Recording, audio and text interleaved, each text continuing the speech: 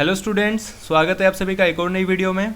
आज की इस वीडियो में हम सॉल्व करने वाले हैं फर्स्ट टर्म के प्री बोर्ड एग्जामिनेशन के क्वेश्चन पेपर को, जो कि क्लास 10th का पेपर था और सब्जेक्ट हमें दिया हुआ है नेचुरल साइंस, जिसका कोड है 086। ये जो पेपर था वो मॉर्निंग शिफ्ट का था, इसलिए यहाँ पे एम लिखा हुआ है। जैसे कि आप सभी को पता है कि पेपर को सॉल्व करने के लिए आपको 90 मिनट्स का समय दिया गया था और जो मैक्सिमम मार्क्स थे वो 40 थे। तो चलिए शुरू करते हैं। सबसे पहले यहाँ पे जो जनरल इंस्ट्रक्शंस है उनको रीड कर लेते हैं।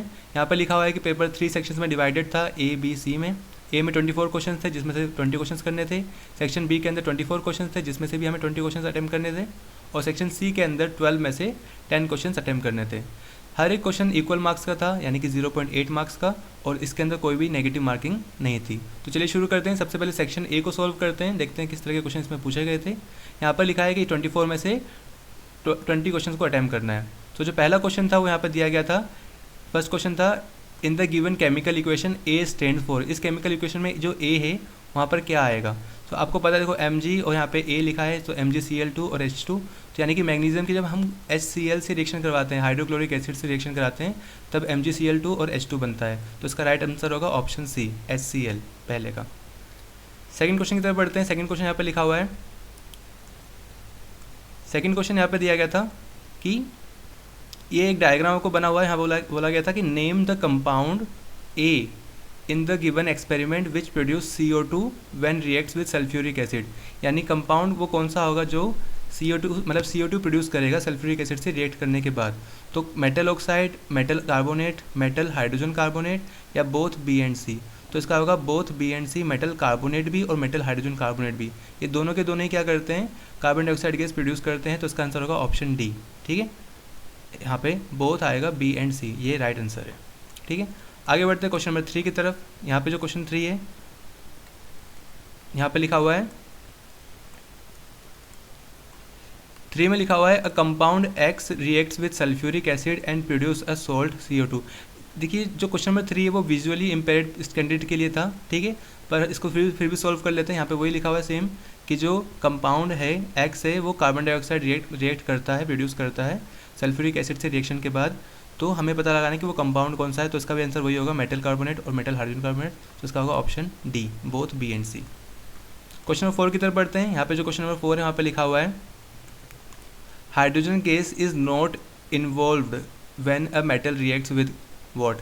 देखो हाइड्रोजन गैस किस में इन्वॉल्व नहीं होती है। H2SO4 से रिएक्शन कराते हैं तो हाइड्रोजन गैस निकलती है, HCl से रिएक्शन के साथ में निकलती है। यहाँ पे लिखा है HNO3, याद रखना HNO3 के साथ हाइड्रोजन गैस नहीं निकलती। क्यों? क्योंकि ये क्या होता है, हाईली ऑक्सीडाइजिंग एजेंट होता है, इसलिए इसके साथ नहीं निकलती। तो ऑप्शन सी बिल्कुल सही होगा इसका आंसर। ठीक है, आगे बढ़ते हैं क्वेश्चन नंबर 5 की तरफ। यहाँ लिखा है, विच of the following correctly represent a balance chemical equation. यानी इसमें से जो संतुलित रासायनिक समीकरण था हमें उसको पहचानना था कि बैलेंस केमिकल रिएक्शन या इक्वेशन कौन सी है। तो जो डी ऑप्शन है बिल्कुल सही है। यहाँ पे कॉपर भी 2 है, इधर भी कॉपर 2 है, ऑक्सीजन भी यहाँ पे 2 है, तो ऑक्सीजन यहाँ पे 2 है, तो डी ऑप्शन बिल्कुल सही है। क्वेश्चन नंबर 6 की तरफ बढ़ते हैं। यहाँ लिखा है pH of a compound A is indicated on pH scale. यहाँ पे जो कंपाउंड A है उसका pH हमें इंडिकेट करा गया था। यहाँ पे which statement is not true about this compound. तो इसके लिए कौन सी स्टेटमेंट ट्रू नहीं है। यहाँ लिखा है, it has more H+ ion H+ than OH-। हाँ, तो इसमें तो देखो H+ ज़्यादा है ही, तो ये तो ट्रू है। इट इज़ सोर इन टेस्ट, इसका जो टेस्ट है वो खट्टा होगा। हाँ, ये खट्टा तो होगा क्योंकि देखो एसिडिक है तो खट्टा होगा। It is basic in nature, क्या ये बेसिक होगा? नहीं, ये एसिडिक होगा। सो सी ऑप्शन बिल्कुल सही है। सी ऑप्शन को आपको टिक करना था कि ये क्या है, ट्रू नहीं होगा इसके लिए। अब जो 7th क्वेश्चन था वो विजुअली इम्पेयर्ड कैंडिडेट के लिए था। इसमें भी इसको रीड कर लेते हैं। यहाँ पे भी सेम चीज़ तरीके से यहाँ लिखा था, pH of a compound is 10। Compound A है जिसका pH क्या था, 10 था। और कौन सी स्टेटमेंट ट्रू नहीं है। अब 10 होगा तो जाहिर सी बात है वो बेसिक नेचर का होगा, हमें यहाँ पे चेक करना था। It has more H+ ion than OH-, उसमें H+ ज़्यादा होंगे, OH- कम होंगे। देखो ये तो फॉल्स है, ये तो ट्रू नहीं है। इट इज़ सोर इन टेस्ट, ठीक है, ये खट्टा होगा टेस्ट में। अब देखो बेसिक हमें पता है कि जब बेसिक है तो उसके अंदर OH- क्या होंगे, ज़्यादा होंगे। ठीक है, it is basic in nature, ये बेसिक होगा। It has more OH- than H+ ion, तो ये भी ट्रू है। ये सारे के सारे ट्रू है सिवाय ए के। ए क्या है, फॉल्स है, क्योंकि यहाँ पे लिखा है कि इसके अंदर H+ ज़्यादा होंगे और OH- कम होंगे। ठीक है, तो इसका आंसर होगा ऑप्शन ए। 8 की तरफ बढ़ते हैं। क्वेश्चन नंबर 8 को देखते हैं, सोल्व करते हैं। यहाँ लिखा है, when 1 kg copper powder is heated in China dish it becomes coated with black copper oxide. अब कॉपर को जब हम चाइना डिश में जब गर्म करते हैं तो उसके ऊपर जो ब्लैक कलर की लेयर जम जाती है वो कॉपर ऑक्साइड के बनने के कारण बनती है। सो लिखा है hydrogen is added to copper, hydrogen नहीं, नाइट्रोजन भी नहीं, वाटर भी नहीं, तो इसका आंसर होगा option C, oxygen is added to copper, ठीक है, जो कि राइट आंसर होगा। क्वेश्चन नंबर 9 को देख लेते हैं। यहाँ लिखा है a reaction between iron and copper sulphate is categorised as. अब आयरन और कॉपर सल्फेट के बीच में जो रिएक्शन होती है वो होती है डिस्प्लेसमेंट रिएक्शन, ऑप्शन डी, ठीक है, सिंगल डिस्प्लेसमेंट रिएक्शन होती है क्योंकि जो आयरन होता है वो कॉपर के मुकाबले ज़्यादा रिएक्टिव होता है तो कॉपर को वो डिस्प्लेस कर देता है। सो ऑप्शन डी बिल्कुल राइट आंसर होगा इसका 9th का। क्वेश्चन नंबर 10 को देख लेते हैं। यहाँ पे 10th क्वेश्चन में लिखा है acidic salts are form by the reaction between what. So acidic salt जो बनते हैं वो कब बनते हैं, जब स्ट्रॉन्ग एसिड हो और वीक बेस हो। तो यहाँ पे देखो है weak base and strong acid, तो जो बी ऑप्शन है वो बिल्कुल सही होगा। आगे देखते हैं क्वेश्चन नंबर 11 को। यहाँ लिखा है ब्लू लिटमस टर्न्स रेड इन। अब जो ब्लू लिटमस है वो रेड में टर्न हो जाता है, किस में होता है, एसिडिक सोल्यूशन में होता है, बेसिक सोल्यूशन में होता है, न्यूट्रल सोल्यूशन में होता है, या बोथ ए एंड बी। आप सभी को पता है ब्लू को अगर रेड में कन्वर्ट हो रहा है तो वो एसिडिक सोल्यूशन होगा। ब्लू लिटमस अगर रेड में कन्वर्ट हो जाता है वो होता है एसिडिक सोल्यूशन, यानी कि ऑप्शन ए क्या होगा, बिल्कुल सही होगा। फिर बढ़ते क्वेश्चन नंबर 12 की तरफ। यहाँ लिखा है in a chemical reaction chemical equation the arrow sign. Chemical equation में जैसे लिखा होता है ए प्लस बी, यहाँ पे एरो बना होता है सी, तो जो एरो का साइन होता है वो क्या इंडिकेट करता है, पॉइंट्स टुवर्ड्स द प्रोडक्ट, वो पॉइंट्स की मतलब प्रोडक्ट की तरफ पॉइंट करता है, हाँ ये बिल्कुल सही है। Points toward the reactant, reactant की तरफ पॉइंट करता है, नहीं ये तो गलत है। Shows the direction of the reaction, ये डायरेक्शन दिखाता है, हाँ ये भी सही है। तो इसका आंसर होगा बोथ ए एंड सी, ठीक है, ए और सी दोनों ही सही है। सो डी ऑप्शन पर आपको टिक करना था। आगे बढ़ते क्वेश्चन नंबर 13 की तरफ। यहाँ लिखा है during aerobic respiration glucose react with oxygen and break down into what. So आपको पता है जब एरोबिक रेस्पिरेशन होता है तो ग्लूकोज क्या होता है, टूट जाता है कार्बन डाइऑक्साइड, वाटर और एनर्जी में। सो ए ऑप्शन बिल्कुल सही होगा, ठीक है। आगे बढ़ते हैं क्वेश्चन नंबर 14 की तरफ। यहाँ पे एक डायग्राम दे रखा है, उसने कहा है कि आइडेंटिफाई, यहाँ पे 1, 2 और 3 को हमें आइडेंटिफाई करना है। आप सभी को पता है जो लास्ट जो 1 यहाँ पे लिखा हुआ है, सो 1 क्या है, यूरेथ्रा है, ठीक है, ये क्या है, यूरेटर है, और ये किडनी है। सो 1, 2, 3, सो होगा यूरेथ्रा, यूरेटर एंड किडनी। सो इसका डी ऑप्शन बिल्कुल सही होगा। आगे बढ़ते हैं। यहाँ लिखा है, ये जो 15 क्वेश्चन है वो है विजुअली इम्पेयर्ड कैंडिडेट के लिए, इसको भी पढ़ लेते हैं। यहाँ लिखा है in human excretory system correct sequence of its parts. अब ह्यूमन एक्सक्रीटरी सिस्टम में जो करेक्ट सीक्वेंस होता है वो क्या होता है, सबसे पहले होती है किडनी, फिर यूरेटर, फिर यूरिनरी ब्लैडर और फिर होता है यूरेथ्रा। तो जो बी ऑप्शन है बिल्कुल सही है। आगे क्वेश्चन नंबर 16 को देख लेते हैं। यहाँ लिखा है which process makes plants autotrophic in nature. तो जो प्लांट्स होते हैं वो ऑटोट्रोफिक किसकी वजह से होते हैं, वो होते हैं एबिलिटी टू परफॉर्म फोटोसिंथेसिस, उनके अंदर प्रकाश संश्लेषण होता है, इसके कारण क्या होते हैं, वो ऑटोट्रोफिक्स होते हैं, स्वपोषी होते हैं। क्वेश्चन नंबर 17 को देख लेते हैं, क्या लिखा है यहाँ पे। 17th क्वेश्चन में यहाँ पे दिया गया है in human exchange of gases takes place during respiration. तो ह्यूमंस के अंदर जो गैसों का विनिमय एक्सचेंज किसकी वजह से होता है, तो वो होता है एल्यूविलाई ऑफ लंग्स, ठीक है, फुफ्फुस की कुपिका में। सी ऑप्शन बिल्कुल सही है। कहाँ पे होता है, तो यहाँ पे होता है सी में। क्वेश्चन नंबर 18 देखो, यहाँ पे डायग्राम बना हुआ है, यहाँ पे लिखा है study the given diagram and select the option which gives correct identification. So X Y Z को हमें देखना है और जो मेन फंक्शन है हमको पहले जो डायग्राम के अंदर जो ऑर्गन है उसको आइडेंटिफाई भी करना है और उसका जो मेन फंक्शन है, जो मेन काम है वो भी हमें पहचानना है। सो अगर हम यहाँ ध्यान से देखें तो यहाँ पे जेड दिखा रखा है, ये लीवर टाइप का है, ये जो एक्स है वो क्या है, स्टमक है। सो इसका राइट आंसर होगा ऑप्शन ए, जो एक्स है वो स्टमक है और वो क्या करता है, HCl प्रोड्यूस करता है। सो ए क्या है, करेक्ट है बिल्कुल। आगे बढ़ते हैं क्वेश्चन नंबर 19 की तरफ, जो कि विजुअली इम्पेयर्ड कैंडिडेट के लिए दे रखा है। यहाँ पे दिया गया है which pair of organ and its function is not correct, कौन सा करेक्ट नहीं है, ठीक है। यहाँ लिखा है स्टमक प्रोड्यूस HCl, तो ये तो बिल्कुल ट्रू है, करेक्ट है। Small intestine absorb digested food, ये भी करेक्ट है। गल ब्लैडर में बाइल स्टोर होता है, ये भी करेक्ट है। पेनक्रियाज सीक्रेट स्लाइवरी एमाइलेज, ये इनकरेक्ट है। तो इसका राइट आंसर होगा ऑप्शन डी, ठीक है, क्योंकि जो स्लाइवरी एमाइलेज होता है वो सलाइवा में बनता है, वो मुंह के अंदर बनता है, ठीक है, स्लाइवरी ग्लैंड्स के अंदर बनता है। क्वेश्चन नंबर 20 देख लेते हैं। यहाँ लिखा है डाइजेशन ऑफ कार्बोहाइड्रेट्स स्टार्ट्स। अब देखो कार्बोहाइड्रेट का जो डाइजेशन होता है वो स्टार्ट होता है हमारे मुंह में, माउथ में, क्योंकि हमारी जो लार होती है, सलाइवा होती है, वो क्या करती है, कार्बोहाइड्रेट को स्टार्च में, जो स्टार्च को शुगर में कन्वर्ट करना स्टार्ट कर देती है। सो जो कार्बोहाइड्रेट का जो डाइजेशन होता है वो माउथ में स्टार्ट होता है। ये आंसर बिल्कुल सही है। आगे लिखा है question 21, which of the following mirror is use to facilitate safe driving. अब कौन से मिरर का यूज़ करते हैं सेफ ड्राइविंग के लिए? जितने भी व्हीकल्स होते हैं उनके अंदर कॉन्वेक्स मिरर लगा होता है, और कॉन्वेक्स मिरर पीछे की मतलब बड़े एरिया को दिखा पाता है। सो ऑप्शन बी बिल्कुल सही है, कॉन्वेक्स मिरर। ठीक है, आगे बढ़ते हैं क्वेश्चन नंबर 22 को की तरफ। यहाँ लिखा है which is not a characteristic of image form by convex mirror. अब कॉन्वेक्स मिरर जो इस टाइप का जो मिरर होता है, ठीक है, इसमें से जो इमेज प्रोड्यूस होती है वो कैसी, उसका मतलब कौन सा कैरेक्टर नहीं होता, वो इरेक्ट होती है। देखो इमेज इरेक्ट होती है, same size as the object. अब देखो जो कॉन्वेक्स मिरर इमेज बनाता है वो छोटी इमेज बनाता है, ठीक है, तो सेम साइज़ की तो हो नहीं सकती। सो जो बी है वो बिल्कुल सही है। ठीक है, इसमें लिखा था कि नॉट अ कैरेक्टरिस्टिक्स, तो इसका होगा बी। ठीक है, आगे बढ़ते हैं क्वेश्चन नंबर 23 की तरफ। यहाँ पे तो बिल्कुल सिंपल सा क्वेश्चन था, उसने कहा था identify the type of lens X and Y. ठीक है, सो एक्स और वाई जो लेंस है हमें उनको आइडेंटिफाई करना था। अब आपको पता है जो एक्स है वो कॉनकेव लेंस है और जो वाई है वो कॉन्वेक्स लेंस है। So X is concave lens and Y is convex lens. So ये आंसर बिल्कुल सही है। यहाँ पर जो विजुअली इम्पेयर्ड स्टूडेंट के लिए 24 क्वेश्चन था उसको भी रीड कर लेते हैं। यहाँ लिखा था विच स्टेटमेंट इज़ ट्रू। कौन सी स्टेटमेंट ट्रू है? पहला लिखा है concave lens diverge the reflective रे। अब रिफ्लेक्टेड रे, अब लेंस की बात देखो, रिफ्लेक्ट तो करता ही नहीं है, रिफ्रैक्ट करता है ना।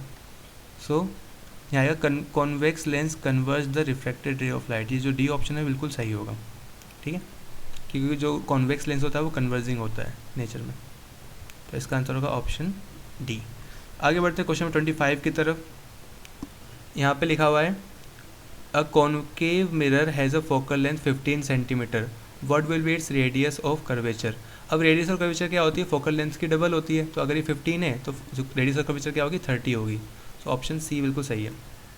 आगे बढ़ते हैं, यहाँ पे लिखा 26 the correct sequence of rainbow formation after rain. अब जो रेनबो कैसे बनता है, रेन के बाद पहले होता है रिफ्रैक्शन, उसके बाद अंदर जाके क्या होता है, कलर्स आपस में डिस्पर्स होते हैं, मतलब 7 कलर में बढ़ जाता है, और फिर होता है इंटरनल रिफ्रैक्शन। सो पहला फर्स्ट, सेकंड और थर्ड, हमें करेक्ट ऑर्डर बताना था, तो करेक्ट सीक्वेंस यही होगा, पहला, दूसरा, तीसरा। सो ऑप्शन कौन सा है, ये ए ही ऑप्शन है, फर्स्ट, सेकंड एंड थर्ड। आगे बढ़ते हैं, ये क्वेश्चन नंबर 26 का 27 आता है। इस बार पेपर में थोड़ी बहुत मिसप्रिंट भी हुई थी नंबरिंग में, तो उसको भी ध्यान में रखना है। 27 में यहाँ पे लिखा गया था which graph correctly depicts the relation between power and focal length. अगर हम पावर और फोकल लेंथ की बात करें तो आपको पता ही है क्या, एक दूसरे के रेसिप्रोकल होते हैं। अगर पावर बढ़ाएंगे तो फोकल लेंथ कम होगी, तो उसका जो करेक्ट ग्राफ है वो सेकंड वाला होगा, ये वाला। इसमें पावर बढ़ने के साथ साथ क्या हो रहा है, फोकल लेंथ छोटी होती जा रही है, कम होती जा रही है। ठीक है, सो इसका होगा ऑप्शन सेकंड वाला। ठीक है, तो इसमें ऑप्शन ए बिल्कुल सही है, ओनली 2। जो ग्राफ सही से डिपिक्ट कर पा रहा है वो है ओनली 2। इसके बाद जो विजुअली इम्पेयर्ड कैंडिडेट के लिए, उसके लिए भी क्वेश्चन, इनके लिए भी क्वेश्चन दे रखा था, वो ये था the correct statement depicts the relation between power and focal length. तो यहाँ पे लिखा है when power increase focal length reduce. तो बिल्कुल सही है, ऑप्शन ए ही सही है कि जब पावर को हम इंक्रीज करते हैं तो फोकल लेंथ क्या हो जाती है, कम हो जाती है। तो ये बिल्कुल राइट होगा।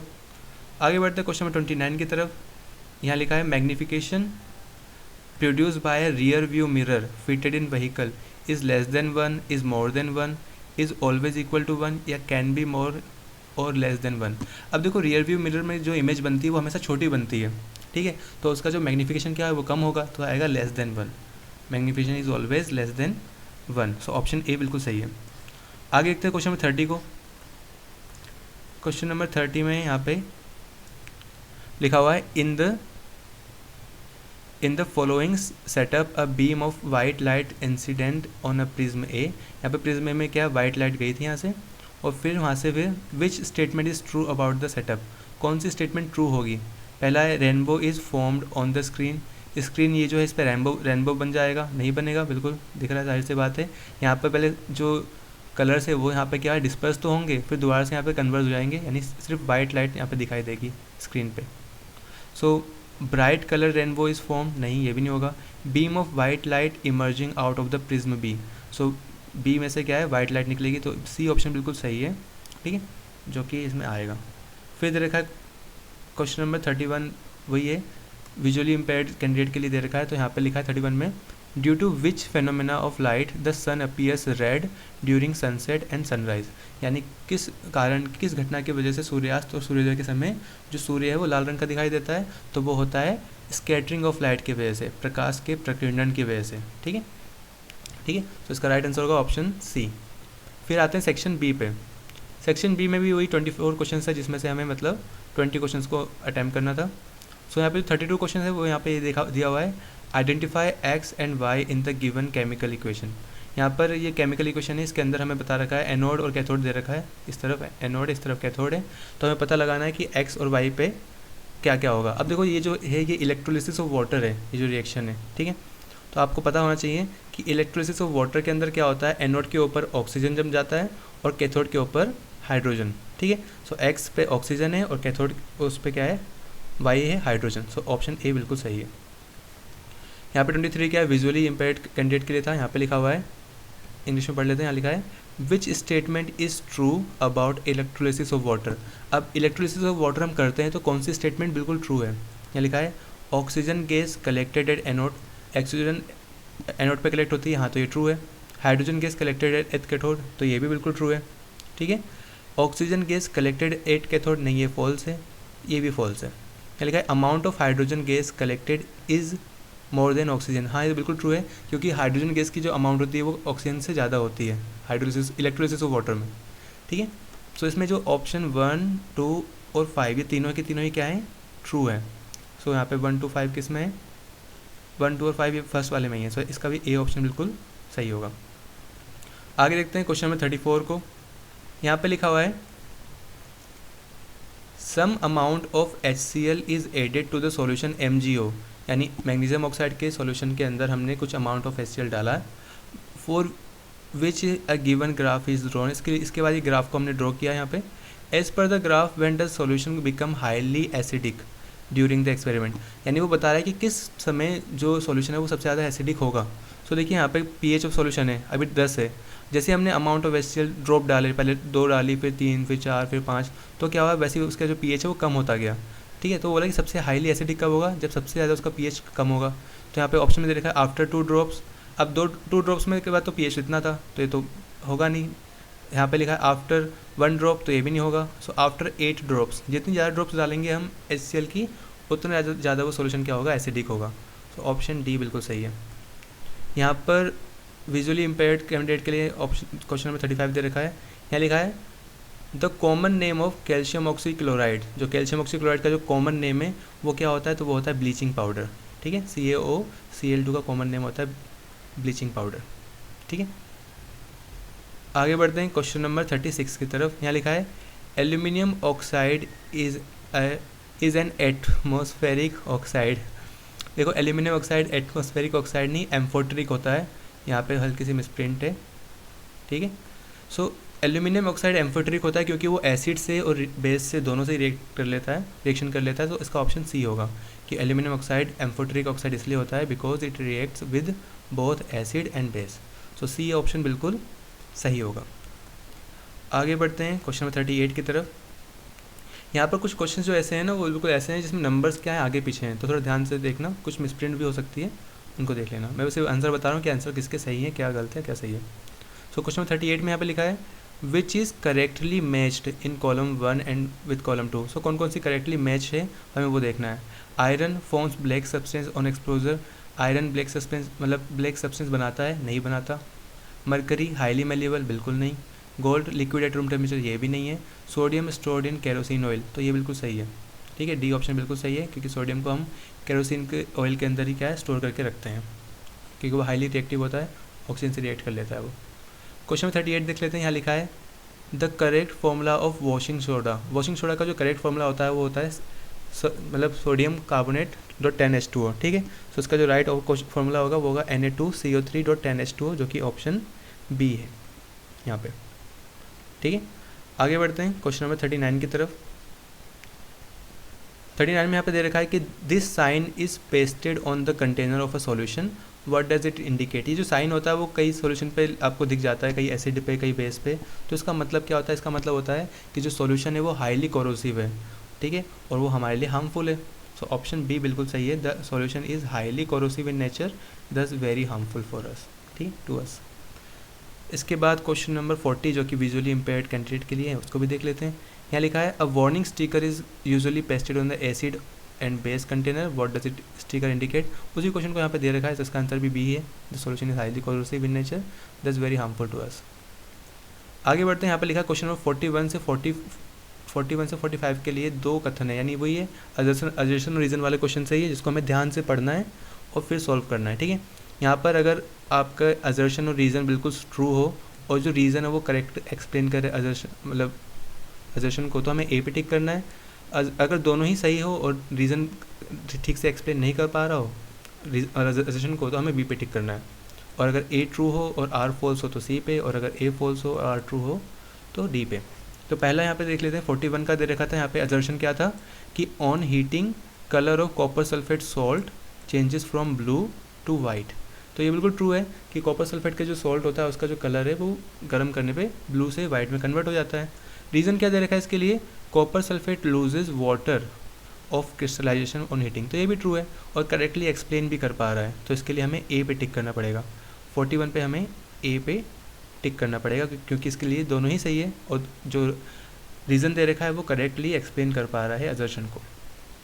क्वेश्चन 42 को देख लेते हैं, यहाँ लिखा है अजर्शन हमें दे रखा है burning of candle is chemical change, जो burning of candle chemical change दे रखा है, as well as physical change, chemical change भी है और फिजिकल चेंज भी है, हाँ तो ये बिल्कुल ट्रू है। रीज़न क्या दे रखा है, in chemical change no new substance is form, तो ये तो फॉल्स, ये तो गलत, जो रीज़न है वो गलत है। केमिकल चेंज तो वही होता है जिसके अंदर नई चीज़ बने, यहाँ पे तो उल्टा दे रखा है, यानी कि ये फॉल्स होगा। यहाँ पे क्या है, अजर्शन ट्रू है और जो रीज़न है वो फॉल्स है, तो इसके लिए हमें सी पे टिक करना था, तो इसका सी ऑप्शन होगा। क्वेश्चन नंबर 43 को देख लेते हैं, यहाँ पे 43 दे रखा है, यहाँ पे अजर्शन दे रखा है xylem and phloem are vascular tissue in plant, हाँ तो ये ट्रू है। Xylem and phloem together helps in transportation of water mineral and food in the plant, तो ये भी ट्रू है और सही से एक्सप्लेन भी कर पा रहा है, इसलिए हमें इस पर ए पे टिक करना था। आगे देखते हैं 44 वाला, यहाँ लिखा है sky appears dark to passenger flying at very high altitude, तो ये बिल्कुल ट्रू है। जो स्काई होता है अगर बहुत ज़्यादा ऊंचाई पे से उसको देखा जाए तो स्काई को, तो वो डार्क दिखाई देता है, काला दिखाई देता है। इसके पीछे रीज़न क्या है, scattering of light is not prominent at high altitude, ठीक है, तो प्रोमिनेंट मतलब ज़्यादा मतलब स्कैटरिंग ऑफ लाइट ऊंचाई पे ज़्यादा होती नहीं है, इसलिए स्काई ब्लैक दिखाई देता है, तो ये भी बिल्कुल ट्रू है और करेक्टली एक्सप्लेन भी कर पा रहा है, इसलिए इसका आंसर होगा ए, ठीक है। यहाँ पे अजर्शन और रीज़न दोनों ही ठीक है और रीज़न करेक्टली एक्सप्लेन कर पा रहा है अजर्शन को। क्वेश्चन नंबर 45 को देख लेते हैं, यहाँ पे लिखा है अजर्शन दे रखा है non metal oxides turns blue litmus red, ठीक है, जो नॉन मेटल ऑक्साइड होते हैं वो क्या करते हैं, ब्लू लिटमस को रेड कर देते हैं, हाँ तो ये ट्रू है। Non metal oxide are acidic in nature, तो ये भी ट्रू है, ठीक है, और ये इसको सही से जस्टिफाई भी कर पा रहा है, तो इसका भी हमें ए पे ही टिक करना है, ठीक है। तो अजर्शन रीज़न वाले जो क्वेश्चन थे उसको भी हमने ध्यान से कर लिया है, ठीक है। इन क्वेश्चन में थोड़ा एक्स्ट्रा ध्यान देना पड़ता है क्योंकि हमें देखना पड़ता है कि सच में वो करेक्टली एक्सप्लेन कर पा रहा है या नहीं कर पा रहा है। आगे बढ़ते हैं क्वेश्चन नंबर 46 की तरफ, यहाँ लिखा है the normal blood pressure in human is, so जो ह्यूमन का जो नॉर्मल ब्लड प्रेशर होता है वो होता है 120/80 मिली मतलब mm ऑफ Hg, ठीक है, मरकरी। सो ऑप्शन बी बिल्कुल सही है। क्वेश्चन नंबर 47 लिखा है the water lost through stomata is replaced by, जो वाटर लॉस्ट होता है स्टोमेटा के द्वारा वो किसकी वजह से मतलब किस चीज़ से दोबारा से रिप्लेस हो जाता है। आप सभी को पता है जो ट्रांसपिरेशन में क्या होता है, जो पत्तियाँ होती है मतलब प्लांट्स की, वो क्या करती है स्टोमेटा के ज़रिए क्या पानी बाहर निकाल देती है, इसी को बोलते हैं ट्रांसपिरेशन। तो जो पानी इसकी जो कमी हुई है वो उसकी भरपाई किसकी वजह से होती है, वो होती है जाइलम की वजह से, water from xylem vessels in the leaf, ठीक है, ये बिल्कुल राइट आंसर होगा। आगे देखते हैं क्वेश्चन नंबर 48 की तरफ, यहाँ पे एक डायग्राम दे रखा है, यहाँ बोला है which is correct about 1, 2 and 3, ठीक है, given in the diagram in the human heart. तो इस डायग्राम को ध्यान से देखो, ये फर्स्ट ये दे रखा है, तो फर्स्ट यहाँ पे देखा पल्मोनरी आर्टरी होती है, supply oxygenated blood to the body, नहीं ये फॉल्स है, ठीक है, ऐसा कुछ होता नहीं है। लेफ्ट वेंट्रिकल्स क्या होता है, ऑक्सीजनेटेड ब्लड होता है उसके अंदर, हाँ ये ट्रू है। लेफ्ट आर्टरियम में क्या होता है, डी ऑक्सीजनेटेड ब्लड होता है फ्रॉम द बॉडी, वो कलेक्ट करता है, ये भी ट्रू है। तो सेकंड एंड थर्ड बिल्कुल ट्रू थे। इसका जो राइट आंसर होगा वो होगा सेकंड एंड थर्ड, यानी कि बी वाला बिल्कुल सही है। ठीक है, उसके बाद question number 49 visually impaired candidates के लिए था, उसको भी रीड कर लेते हैं। यहाँ कहा गया था the part of the heart and the function is given one, यहाँ पे वही दे रखा है, इसमें वही सेम क्वेश्चन को उसने यहाँ पे लिख के दे दिया है, तो इसका भी आंसर वही होगा बी सेकंड एंड थर्ड, ये क्या है करेक्टली मतलब मैच्ड है। फिर आगे बढ़ते हैं क्वेश्चन नंबर 50 की तरफ। यहाँ पे लिखा है if the speed of light in vacuum is 3 into 10 की power 8 metre per second, what will the absolute refractive index of medium in which light travels with speed of this. आपको पता है रिफ्रैक्टिव इंडेक्स निकालने का formula है speed of light in vacuum upon में speed of light in medium. तो जो 3 into 10 की पावर 8 है उसको ऊपर लिख देंगे और 1 into 10 की पावर 8 है उसको नीचे लिख देंगे, इससे ये कट जाएगा, तो आंसर कितना आएगा सिर्फ 3। तो राइट आंसर होगा बी 3.0।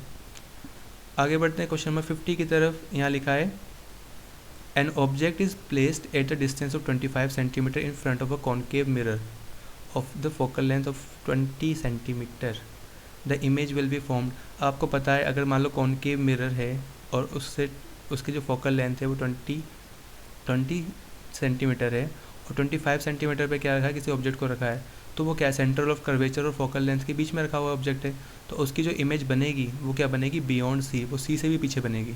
ठीक है, तो इसका जो राइट आंसर आएगा वो आएगा बियॉन्ड सी, सी से पीछे। ठीक है, मिरर के पीछे तो बन नहीं सकती, तो आएगा ऑप्शन ए बियॉन्ड सी। आगे क्वेश्चन 51 को देख लेते हैं। यहाँ लिखा है match the word of column 1 with column 2। हमें मैच करना था कॉलम 1 और कॉलम 2 को। सलाइवरी एमाइलेज क्या करता है break down of starch to sugar, तो ये तो बिल्कुल डायरेक्टली मैच है। ठीक है, के का क्या हो गया 1। पेप्सिन क्या करता है ब्रेक डाउन ऑफ प्रोटीन, ये भी बिल्कुल करेक्टली मैच था, एल का सेकंड। ठीक है, लाइपेज क्या करता है ब्रेक डाउन ऑफ फैट्स करता है, तो इसका मतलब जो एम होगा उसका 4th होगा। और KCl का जो HCl होगा हाइड्रोक्लोरिक एसिड क्या करता है सीक्रेट्स इन स्टमक, तो एन का क्या होगा 3rd। तो जो करेक्टली मैच है वो कौन सा है, वो है K1L2, ठीक है, M4 एंड N 3rd। तो जो ए ऑप्शन है वो बिल्कुल करेक्ट है। ठीक है, फिर देखते हैं हम क्वेश्चन नंबर 53 को। 53 में वो कहा गया था during aerobic and anaerobic respiration glucose is first breaks into what. So जो एरोबिक और एनारोबिक रेस्पिरेशन में जो ग्लूकोज होता है वो पहला ब्रेक होता है पायरुवेट्स में। ठीक है, डी ऑप्शन बिल्कुल सही है। उसके बाद हम बढ़ते हैं क्वेश्चन नंबर 54 पर, जो कि यहाँ पे दे रखा है। यहाँ पे हमें एक डायग्राम दे रखा है, उसको रीड करना है पहले। यहाँ लिखा है what will be the angle of incident in the given diagram. इस डायग्राम के अंदर एंगल ऑफ इंसिडेंट क्या होगा, तो आप देख सकते हैं कि इनका बीच का जो एंगल है वो कितना है 60 डिग्री है, और जो एंगल ऑफ इंसिडेंट और वो जो होता है रिफ्लेक्टेड जो एंगल होता है वो नॉर्मल पे बनता है, यानी ये वाला। तो ये 60 है, तो ये क्या होगा, ये दोनों के दोनों आधे आधे होंगे, यानी 30। तो एंगल ऑफ इंसिडेंट क्या होगा 30 डिग्री होगा, ऑप्शन बी 30 डिग्री। ठीक है, ये नॉर्मल हो गया। आगे देखते हैं क्वेश्चन नंबर 55 को, जो कि विजुअली इम्पेयर्ड कैंडिडेट के लिए दे रखा है। यहाँ क्या कहा है उसने, द एंगल, उसने कहा है the angle between as incident and reflective ray is मतलब is 80 degree, what will be the angle of incidence in it. So वही है कि यहाँ पर वही क्वेश्चन दिया कि इन दोनों का जो एंगल है वो 80 डिग्री दे रखा है, इनके बीच का एंगल। तो एंगल ऑफ इंसिडेंट क्या होगा, तो 80 का आधा हो जाएगा, 80 का आधा क्या होगा 40। ठीक है, आगे बढ़ते क्वेश्चन नंबर 56 की तरफ। यहाँ लिखा है a ray of light is refractive as per as the following diagram. यहाँ पे एक डायग्राम है, मीडियम बी से जब लाइट गई है तो वो नॉर्मल की तरफ बैंड हो गई है। ठीक है, ये नॉर्मली बीच वाला। ठीक है, तो हमें पता लगाना है in which medium the speed of light is more, किस के अंदर स्पीड ऑफ लाइट क्या होगी ज़्यादा होगी। तो देखो जो मीडियम बी है उसकी तरफ बैंड हुई है, यानी कि जो मीडियम बी है वो डेंस है ज़्यादा, मतलब उसके ज़्यादा डेंसर है और ये रेयर है। तो स्पीड ऑफ लाइट जो ज़्यादा होगी वो बी के अंदर होगी, ए के अंदर नहीं। सो मीडियम बी, ऑप्शन जो इसका ऑप्शन होगा वो ऑप्शन बी होगा इसका राइट आंसर। ठीक है, आगे बढ़ते हैं। इसके लिए यहाँ पे हमें मतलब 57 दे रखा है, विजुअली इम्पेयर्ड कैंडिडेट्स के लिए दे रखा है। यहाँ पे कहा गया है when a ray of light is reflected from medium X to medium Y it bends towards the normal. यहाँ पे वही हुआ है कि जब एक्स से वो वाई के अंदर जा रही थी वो नॉर्मल की तरफ मतलब बैंड हो गई। ठीक है, so which of the following medium is optically denser, कौन ज़्यादा डेंसर होगा। सो मीडियम जो वाई है वो क्या होगा ज़्यादा डेंस होगा। सो मीडियम वाई यानी कि बी ऑप्शन बिल्कुल सही है। आगे बढ़ते क्वेश्चन नंबर 58 की तरफ। यहाँ पे लिखा गया है a ray of light falls normally on the surface of a denser medium through a rare medium. The ray of light, अब देखो अगर बिल्कुल ये नॉर्मल है, बीच की लाइन नॉर्मल है, अगर यहाँ से डायरेक्ट मतलब ये डेंसर है, ये रेयर मीडियम है, अगर ऊपर से कोई लाइट फॉल करेंगे डायरेक्टली तो वो डाइवर्ट होगी ही नहीं, डेविएट होगी नहीं, वो सीधी की सीधी जाएगी। तो इसका राइट आंसर होगा option C, do not deviate from its path. Question number 59 को देख लेते हैं। यहाँ पे दिया गया था study the given diagram in which light is travelling through different media. So यहाँ पे ये जो मीडियम एक्स है वहाँ से लाइट आई, फिर मतलब नॉर्मल से दूर मतलब बेंड हो गई, फिर दोबारा से बेंड मतलब नॉर्मल की तरफ बेंड होगी। सो हमें इसको रीड करना था। यहाँ लिखा था medium X is denser than medium Y. So medium X क्या है, वाई से ज़्यादा डेंस है, तो हाँ ये ट्रू है। Medium Y is rarest medium, हाँ तो ये भी ट्रू है। Medium Z is the denser than Y, तो ये भी ट्रू है। Medium X and Y are rare, तो ये तो फॉल्स होगा। तो इसका राइट आंसर होगा 1 2 3, जो कि है ऑप्शन बी। तो इसका बी ऑप्शन बिल्कुल सही होगा। आगे देखते हैं, इसी को यहाँ पे लिख के दे दिया गया है, इसका भी वही आएगा जो विजुअली इम्पेयर्ड कैंडिडेट के लिए था, उसका आंसर भी डायरेक्ट वही होगा। इसका राइट आंसर होगा बी। फिर आते हैं क्वेश्चन नंबर 61 की तरफ।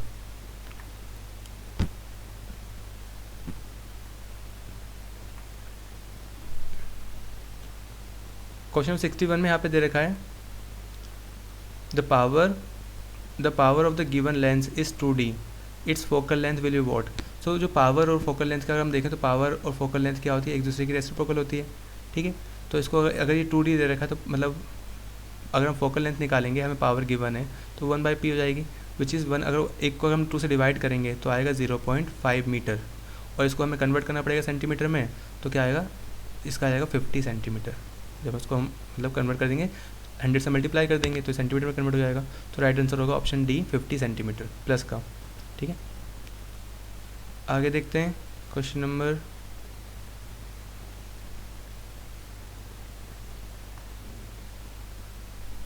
सॉरी इस क्वेश्चन के अंदर जो सेकंड क्वेश्चन 62 क्वेश्चन है, यहाँ पे क्या था, पावर वाला था ना। तो पावर वाले की अगर हम बात करें 61 में, सॉरी यहाँ पे क्या था, ये जो लेंस बना हुआ है ये क्या है, कॉनकेव लेंस है, और कॉनकेव लेंस क्या होता है, डाइवर्जिंग लेंस होता है। तो डाइवर्जिंग लेंस में की जो पावर होती है वो नेगेटिव होती है, तो इसका 50 तो सेंटीमीटर तो होगा पर मतलब पॉजिटिव नहीं नेगेटिव होगा। सो ऑप्शन ए बिल्कुल सही होगा इसका, 61 का ऑप्शन ए आएगा, ठीक है। ए क्या है, राइट आंसर है। आगे बढ़ते क्वेश्चन 62 की तरफ। यहाँ लिखा है अपसारी लेंस यानी जो डाइवर्जिंग लेंस की जो क्षमता है वो 2D दे रखी थी, जो डाइवर्जिंग लेंस की पावर थी वो 2D थी, तो फोकल लेंथ क्या होगी, तो इसकी फोकल लेंथ वही होगी माइनस का 50 सेंटीमीटर। आगे देखते हैं क्वेश्चन नंबर 63 को। यहाँ लिखा है which is not the property of ionic compound, यानी इनमें से कौन सी आयनिक कंपाउंड की प्रॉपर्टी नहीं है। दे आर सॉलिड्स, वो सॉलिड होते हैं, हाँ वो सॉलिड तो होते ही हैं। They have low melting and boiling points, अब याद रखना हमें नोट लिखना है, सॉलिड तो होते हैं तो इसको हमें लिखने की ज़रूरत नहीं, हमें वो चीज़ लिखनी है जो नहीं है।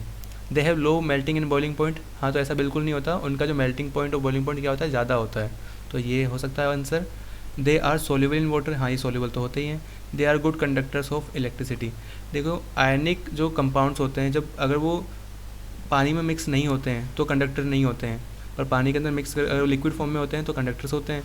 तो इसमें क्या होगा, ओनली 2 तो बिल्कुल सही लग रहा है कि 2 तो मतलब डेफिनेटली श्योर है, तो सिर्फ 2 ही कर सकते हैं। इसका आंसर ऑप्शन देख लेते हैं, यहाँ पे लिखा है ओनली 2, यहाँ पे 2 and 4, फिर 2 3 4 1 1 3 4, तो इसका राइट आंसर होगा ऑप्शन ए ओनली 2, ठीक है। ये गुड कंडक्टर होते हैं इलेक्ट्रिसिटी के, अगर ये पानी में इनको मिक्स किया जाए तो। आगे देखते हैं सेक्शन बी को। यहाँ लिखा है, यहाँ पे सेक्शन सी है, यहाँ पे केस स्टडी वाले क्वेश्चन है, ठीक है। टोटल 12 क्वेश्चन, जिसमें से 10 को अटैम्प्ट करना है। यहाँ पे जो पहला क्वेश्चन है, यहाँ पे जो केस स्टडी दे रखी है वो ये दे रखी है, यहाँ लिखा है A student sets up an experiment that is shown in the given diagram to know that the crystals of salt are really dry. During this experiment, the student heated few crystals of copper sulfate in boiling tube. The color of copper sulfate crystals changes from blue to white due to loss of water of crystallization. तो इसको read करना है, उसके बाद यहाँ पे questions दे रखे हैं, उन क्वेश्चंस को देख लेते हैं पहले। सबसे जो पहला क्वेश्चन है 64 का जो क्वेश्चन है वो ये लिखा गया है, the correct colour of and formation of copper sulphate crystal is respectively. तो जो कॉपर सल्फेट का जो कलर होता है वो होता है ब्लू और उसका फॉर्मूला होता है CuSO4.5H2O। तो सी आंसर बिल्कुल सही है इसका 64 का। 65 में लिखा है on heating the colour of copper sulphate changes. अब हीटिंग करने के बाद जो कलर क्या होता है चेंज किस में होता है, वाइट में। सो ऑप्शन डी बिल्कुल सही है। आगे देखते हैं, आगे है क्वेश्चन नंबर 66। यहाँ लिखा है crystals of some salt are colourful. कुछ मतलब जो सॉल्ट के जो क्रिस्टल्स है वो कलरफुल होते हैं, क्यों? इन द बिकॉज उनके अंदर क्या होता है, it is due to the presence of water of crystallisation. तो जो ए ऑप्शन है वो बिल्कुल सही है। उसके बाद क्वेश्चन नंबर 67 जो कि यहाँ पे दिया हुआ है उसमें देख लेते हैं। यहाँ पे लिखा है during above experiment the student get white substance, यहाँ वाइट आएगा substance in the test tube on heating. The student then add 2 drops of water in the substance, the colour of the substance change. अगर वो दोबारा से मतलब जो white substance में 2-3 बूंद पानी की डालेगा तो उसका कलर दोबारा से चेंज हो जाएगा, किसमें? ब्लू में। ठीक है, सो ऑप्शन ए बिल्कुल सही है इसका। यहाँ पे सेकंड केस स्टडी दे रखी है। यहाँ पे लिखा है the loss of water in the form of vapour from the arrear parts of the plant is known as transpiration. Transpiration helps in the absorption and upward movement of water, minerals dissolved in it. It also helps in temperature regulation. तो हमने ये जो case study इसको read कर लिया। यहाँ पे बस ये दिखा रहा है कि जो ट्रांसपिरेशन होता है वो क्या होता है, जो एरियर पार्ट्स होते हैं प्लांट के उसमें क्या होता है, वो जो पत्तियाँ होती हैं मेनली वो क्या करती है, स्टोमेटा के ज़रिए क्या करती है, पानी को बाहर निकाल देती है। ठीक है, उसी को बोलते हैं ट्रांसपिरेशन।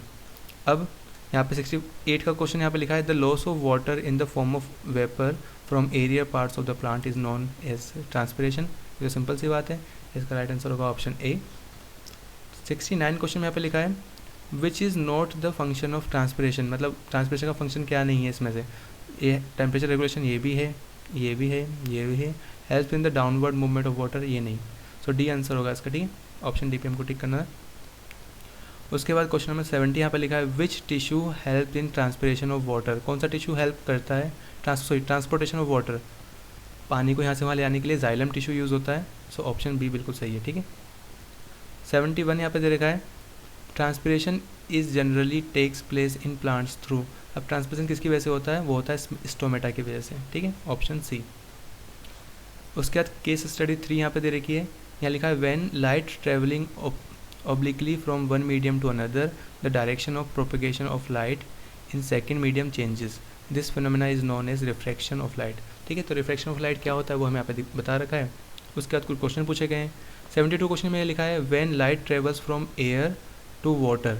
अगर एयर से वाटर में लाइट ट्रेवल करेगी तो वो किसकी तरफ बैंड होगी। अब देखो एयर क्या है, रेयर मीडियम है, और वाटर क्या है, डेंस मीडियम है। तो क्या होगा, नॉर्मल की तरफ बैंड होगी, टुवर्ड्स द नॉर्मल, अभिलंब की तरफ झुकेगी, मुड़ेगी। क्वेश्चन नंबर 73 को देख लेते हैं। यहाँ पे कहा गया है according to the laws of refraction of light the ratio of sine of angle and angle of incidence to the sine of angle of refraction is always equal to 1। याद रखना, जो मतलब लॉ ऑफ रिफ्रैक्शन में ये कहता है कि जो एंगल्स ऑफ रिफ्लेक्शन हो वो दोनों क्या होंगे, उनका जो रेशियो होगा हमेशा क्या होगा, 1 के बराबर होगा। तो इसका राइट आंसर होगा ऑप्शन डी। 74 लिखा है speed of light in vacuum. अब वैक्यूम के अंदर स्पीड ऑफ लाइट कितनी होती है, 3 × 10⁸ मीटर पर सेकेंड। सो डी ऑप्शन बिल्कुल सही है। जो लास्ट क्वेश्चन था वो 75 था। यहाँ पर लिखा है refractive index of benzene is 1.5 and water is 1.33, the speed of light will be faster. अब बेंजीन का जो रिफ्रैक्टिव इंडेक्स है वो 1.5 है, इसका 1.33 है। जितना कम रिफ्रैक्टिव इंडेक्स होगा उतनी फास्ट क्या होगा, लाइट ट्रेवल करेगी। सो वाटर के अंदर क्या होगी, जो लाइट है वो ज़्यादा फास्ट ट्रेवल करेगी। सो ऑप्शन ए क्या होगा, बिल्कुल सही होगा। इस तरह से आपका जो पूरा जो प्री बोर्ड का एग्ज़ाम था साइंस का वो पूरा सॉल्व हो चुका है। आई होप आपको वीडियो पसंद आई होगी। अगर फिर भी आपको कोई डाउट रह जाता है, आपको सब चीज़ समझ में नहीं आई, तो आप कुछ जो भी डाउट आप उसको कमेंट करके पूछ सकते हैं। वीडियो पसंद आए तो वीडियो को लाइक करना और ज़्यादा से ज़्यादा शेयर करना, और ऐसे ही सारे ही पेपर के सोल्यूशन टाइम से पाने के लिए चैनल को सब्सक्राइब भी कर लेना। मिलते हैं अगली वीडियो में, तब तक के लिए stay safe and keep learning.